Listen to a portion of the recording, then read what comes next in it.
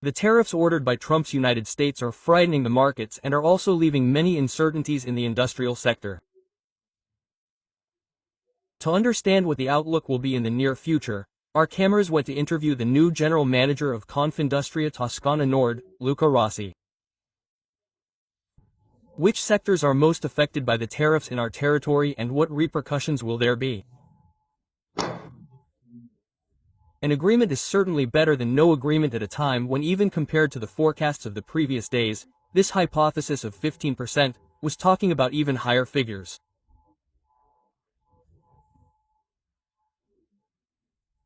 It is clear that this is an agreement that will have significant negative effects on Europe and on Italy and on this territory, because this is an area with a great vocation for world markets. It is an area that exports a lot. Just think that in the province of Lucca, there are more than 500 million euros in annual exports to the United States, also in the territories of the Association of Toscana Nord, therefore from Prato, Pistoia and Lucca, this is the province with the highest volume of exports to the United States. It is still difficult to understand what the impact will be on individual sectors, because there is still a lot of uncertainty regarding what the actual tariffs will be, first of all. Because this general percentage of 15% has been discussed, but then there are still a whole series of open questions, as we see in the daily debate, which will have to be defined sector by sector.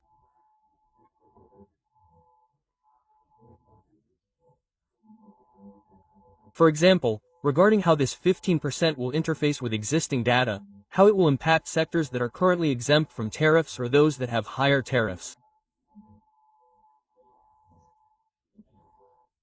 Let's say that it is clear that there are certainly some sectors that, in particular in this province, have a very significant share of exports to the United States.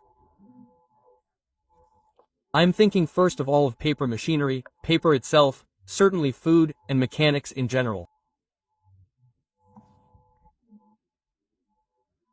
These are sectors that have a very significant share in foreign trade with that country and on which careful consideration will have to be made once we have a detailed and precise picture of the impact of tariffs sector by sector. The issue of tariffs must also be viewed in terms of relative prices, i.e. the tariffs imposed on other countries that are potential competitors of our producers. I am thinking, for example, of the issue of food. It is therefore clear that the new American trade policy has an overall impact on the reorganization of the markets, the effects of which will probably take months, perhaps years, to be fully understood. The American market is therefore important, especially in terms of volumes, and it is also a rich market, so it is a market that is difficult to replace.